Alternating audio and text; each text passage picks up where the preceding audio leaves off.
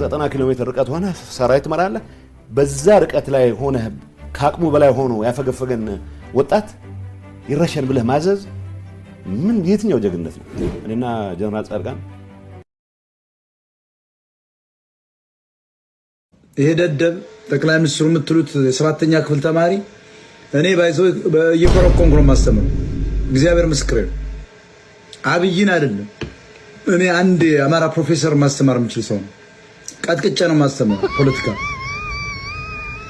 ይሄ ጉራ አይደለም። ምን አባት ዝጋት ለኛ ምን አባት ካገባ ደረቴን አትስመው። አንድ ሚስቴን አትምስመው ከሳመች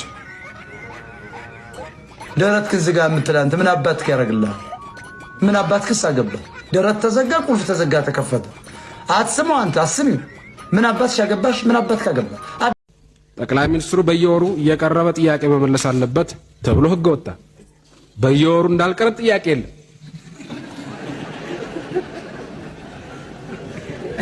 አንድ ጊዜ ቀረበ፣ አንድ ጊዜ መለስ፣ ከዛ በኋላ ደረቀ። የሁሉም ትቼ ገደሉንም አቋርጬ እንዴት ላድርግ የኔ ፍቅር እዞራለሁ ሀገር መስረቅ ባህል ሆኗል። መዋሸት መቅጠፍ ባህል ሆኗል።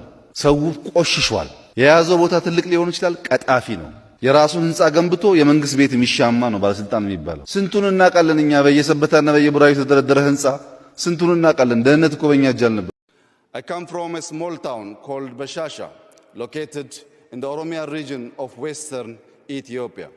It is in Bashasha that the seeds of Maddamar began to sprout. Growing up, my parents instilled in me. አቶ ተሰማ ሰላም ነው። ህልም ይፈታሉ ተብዬ ነበር። መፍታቱንስ ግን ጭልን የነቀልኩበት ነው። ግን አንተ ታለማለህ እንዴ?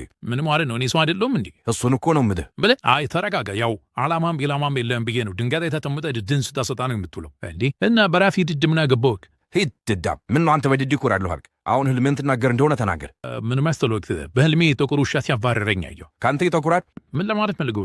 አይ ቶ እንትን ጥቁር ውሻ ማስረጃ አለህ? እማኝ ካለህ አድሮ ፖሊስ ጣቢያ ልንገባት ልከስ ቋደ ደም የመጣው እሱማ እንዴት ተከሷል? መቼም ወንድሙ ላይ ጨክን። እርሱ ሰው የደምን አርፎ ሞት ነው ይፈቱ ይፈታላ። ታዲያ ምን ታካብዳል?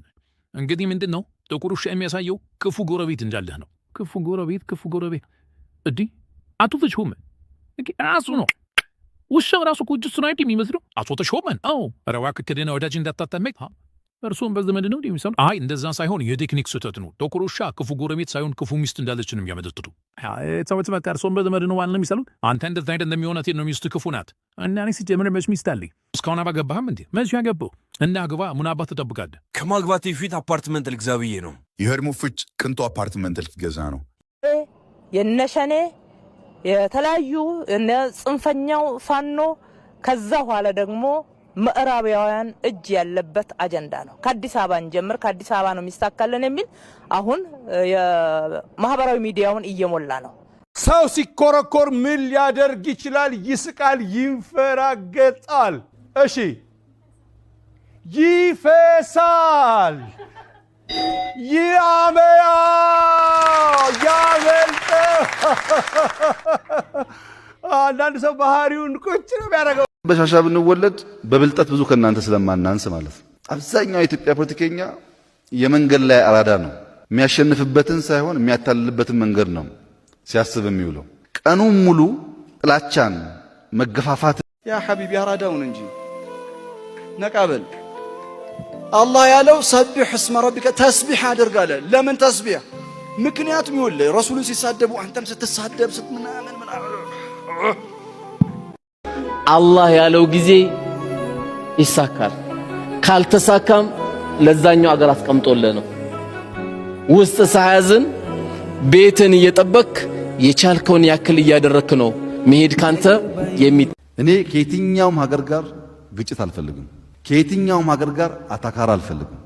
በሰላም የኢትዮጵያን ብልጽግና የሚረጋገጥበትን መንገድ መስራት ብቻ ነው የምፈልገው። እንድትረዱት የምፈልገው ሌሎች ኃይሎች በኢትዮጵያ ክብርና ጥቅም ከመጣችሁ አንገቴ ይቀላል እንጂ ማርያምን ማሰብ ከሷ የተወለደውን ማሰብ ነው። ከሷ የተወለደው ማሰብ የላከው አባቱን ማሰብ ነው። አባቱን ማሰብ ሕይወቱ መንፈስ ቅዱስን ማሰብ ነው ይልና እንግዲያውማ ማርያምን ማሰብ ሥላሴን ማሰብ ነው ይላል። ማርያምን ማሰብ ሥላሴን ማሰብ ነው። ማርያምን መርሳት ሥላሴን መርሳት ነው። ያከበራትን ማለት ነው። የመጀመሪያው ባለ አማራ ነው። ከሱም አንድ ልጅ አለች። ባለሆነ በፍናት ውስጥ ጣልተን እሱ አሁን የፋኖ ትግልን ተቀላቅሎ በሁለት አቅጣጫው መስበር እየተዋጋም ቢሆንም ነገር ግን የልጅ አባት ነው። እናወራለን፣ እንደዋወላለን። አንዳንድ ጊዜ እንደውም እንደሚል የተባናችሁ ተዘጋጃችሁ ወደ አዲስ አበባ ልንመጣ ያፌዝብኛል። ደሞዙ 14000 ብር ነው። የቤት ኪራይ 20000 ብር ነው የሚከፍለው። እንዴት ነው የኖረው ታዲያ? በረህመቱ ነው። ብዙ አይነት ኑሮ ያላለ ወላሂ አንተ ትልቅ ሰው ነህ። የማንም እንባ ያልገባ አሁን ችግር የሆነው ምንድነው? ትግራይ ያለው ሰው የአማራውን ቁስል አያይም። አማራ ያለው ሰው የትግራይን ቁስል አያይም። ኦሮሚያ ያለው ሰው የሶማሌን ቁስል አያይም። ሁሉም የራሱን ቁስል ያካል እንደ ጅብ። ትክክል አይደለም። ጁንታ አሸባሪ ቡድን ትላንት በድብቅ ሲሰራ የነበረውን ዛሬ በይፋ ኢትዮጵያን አፈራርሼ ሀገረ ትግራይን መመስረት ዓላማዬ ነው ብሎ በይፋ ነግሮናል። ወርቄ እንቆቅልሽ ምን ያቅልህ? ሰፊ ማሳ ነጭ ተዘራው ኮብኮብ አራራራ አይለኛ ነሽ አውቀሻል። ኮከብ ነው። አው ግን ኮከብ አትበይ፣ ኮከብ በይ። ኮከብ አዎ። እሺ እንቆቅልሽ አሁን ምን ያቅልህ? ጋራ ላይ ያለች ጎጆ ሁለት በር አላት። አፍንጫ ረረረ አሁንም ኃይለኛ ሆነሻል። አሁንም ሶስተኛ ድገሚ። እንቆቅልሽ ምን አቅልህ? እኔ ተጠርቼ ነው። እኔን ተከትለሽ ለምን ትሮጣለሽ? ጥላ ነው። ወይኔ ምንም ስጦታ ላገኝ አልቻልኩም። አሁንም ድጋሜ እንቆቅልሽ ምን አቅልህ? የማህደውን ሐረግ ሲጎትት የዚህ ሐረግ ተጎተተ። ንገሪኝ። ንፍጥ ነው። ምን ሆነሽ? ከናፈቀኝ ነገር ማለት የገጠር ሽንት ቤት የገጠር ሽንት ቤት እንዴት ደስ ይላል መሰለህ። ርብራብ አለ። ቆርቆሮውን ስትከፍት መሀል ላይ ቀዳዳ አለ። ወንዝ አልፋል ከስር ዱብ ስታረግ የሆነ ሰው ሲመጣ በቃ ሲወዳደሩ ታያቸዋል። የከተማ ሽንት ቤት እንዳለ ሳህን የሚሰራበት ነገር ከዘለቄታው አንጻር ምንም እንኳን በአሰብ መጠቀም እኛን ምናልባትም የኤርትራን ያህል የሚጠቅመን ነገር ቢሆንም አሁን ካለንበት ተጨባጭ ሁኔታ አንጻር በአሰብ ወደ መጠቀም ከኛ ይልቅ ይበልጥ ኤርትራን መንግስት ይጠቅማል የሚል ድምዳሜ ላይ ነው። ዘንድሮ የገጠር ኮሪደር ብለን ጀምረን የገጠር ኮሪደር ማለት የእያንዳንዱን አርሶ አደር ቤት አኗኗር ዘዬ መቀየር ማለት ነው። ቡና የሚሸጥ አርሶ አደር ከጓሮ እንሰት ካለ፣ ሽንኩርት ቃሪያ ካለ፣ ከጓሮ ዶሮ ካለ፣ 2-3 የሚታለቡ ላሞች ካሉ ሀብታም the main thing is about the political commitment which brings and introduce putting people in the first in all development work. ከጥቂት ጊዜ በኋላ ኢትዮጵያ ውስጥ ለትዳር የሚፈለጉ ወንዶች ሰልካካ አፍንጫ ያላቸው ወይም በተለምዶ መልከ መልካም የሚባሉ አይደሉም። ሴቶች ስትመርጡ አፍንጫውን ብቻ ሳይሆን እጁን የሚገለገል ብሳሳት እንኳን ብሳሳት ሰው ነኝ እኔ 3 ዓመት ለዚች ሀገር አንድነት ለፍቼ አንድ ቀን እንኳን ብሳሳት ያ ሁሉ ሂሳቤ በዛ ይጣፋል እንዴ? እኔስ የመሳሳት መብት የለኝም? ብሳሳት እንኳን አብይን ለመገለበጥ የሚፈልግ ማን እንደሆነ አይታችኋል? አዎ አብይ ዛሬም ነገም ከነገ ወዲያም አይገለበጥም።